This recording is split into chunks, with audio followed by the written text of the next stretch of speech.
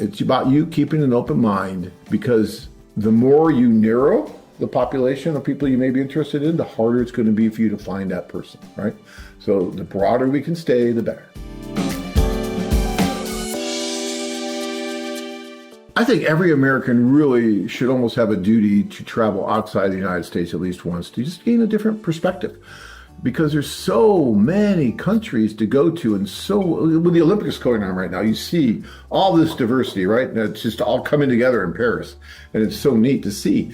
And there's just so many things to discover out there, yet so many Americans don't have passports. They're never even going to get outside of this country that they were born in. And this is a wonderful country, don't get me wrong. But why not explore other countries? Why not explore other cultures? And our program is a great way to do that, because everything is taken care of for you. You feel safe. It's a wonderful way to do it. But even if you don't do it without us, just do it anyway. Just go. I can't tell you how much it will enrich you and give you a different point of view. And that's important sometimes. And sometimes it really helps change the way you view life and can change your life. So, yeah.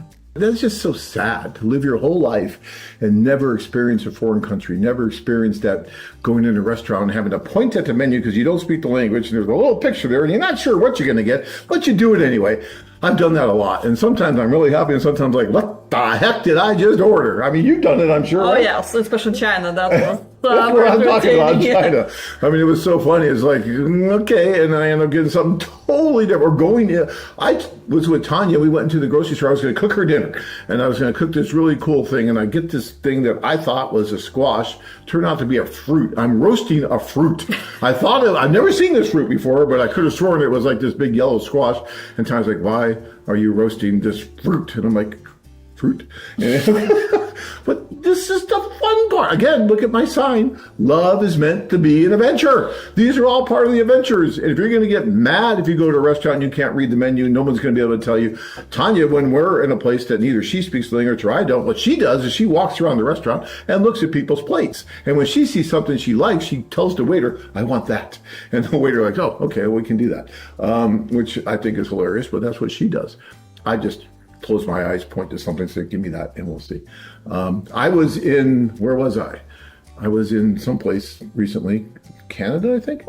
I mean, you went to a lot of places. I don't know. Yeah, I was in Canada at this really Asian restaurant in the middle of nowhere, and they had borscht on the menu. I'm like, Tanya, we got to try the borscht at this Asian restaurant. No, yeah, it was a Chinese restaurant, but in Canada, and they have borscht.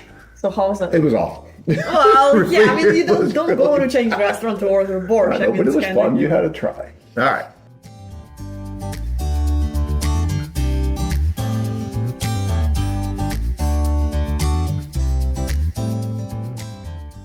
Guys, this is the rest of your life.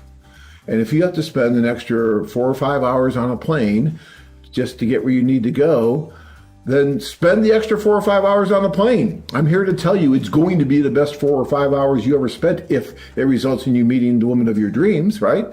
You know, so there's no reason to pick up, under my beliefs, there's no reason to pick a place just based on its proximity, because this is something that's really important. Now, some guys might come back and say, okay, John, that's fine, but if I meet this woman and if we get married, now I have to travel back there all the time, back and forth, and it's going to be longer and longer and longer. So what do you think? And of course, and especially in this country, a lot of people don't have vacation time. So these are things you have to consider. I am still, I'm a romantic. Yeah, I'm half Italian, I'm very romantic. Yeah, and your work schedule is flexible. Okay, my work schedule may be flexible, but I am very romantic, and I think that if you find the perfect woman, right, the one that you want to spend the rest of your life with, doesn't matter where she is, you'll make it work.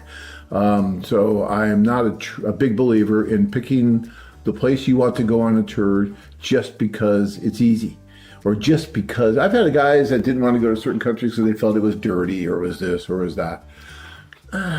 I guess. And they've never been to those countries and they base their opinion on something they read on the internet. Right. Because somebody said something, something about it. Right. So, yeah. And look, any country can have its great spots and not so great spots, you know? Our city here in Phoenix has great spots and not so great spots. I mean, it happens in any country, any city, anywhere.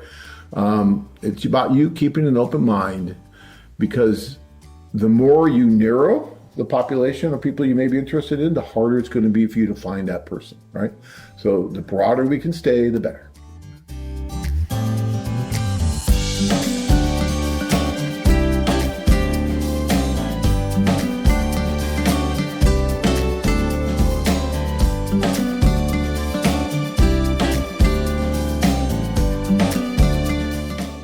Are you ready to get started? Sign up and connect with these real women. Philippine-women.com